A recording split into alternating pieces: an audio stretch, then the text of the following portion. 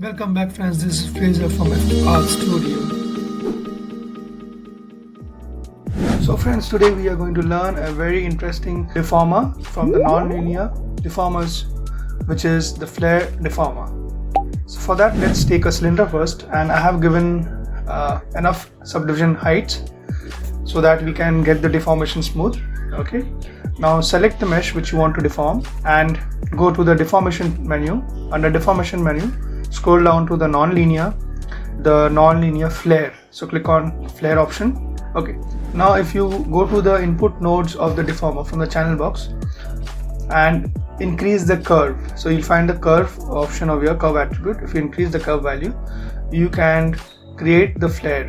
Okay, and if you press the wireframe mode, you can also see the deformer.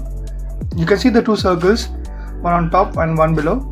Basically it creates the bulging shape. Okay, creates the bulge. Now there are a few more other attributes which we can play with.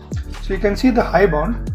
High bound is basically the circle on the top which is going to control the upper part of the mesh, the deformation on the upper part of the mesh. Same way, if you change the lower bound values, deformation takes place from the lower half or from the bottom half of the object or the mesh. Coming to the other attributes like the start, flare, X and Z, if we take them together, bottom half of the mesh basically gets deformed or bulged or flared, and change the values of the end flare X and Z, we'll see the upper half or the top part of the mesh gets deformed or flared. So you can add values manually as well as to your desired to get your desired result.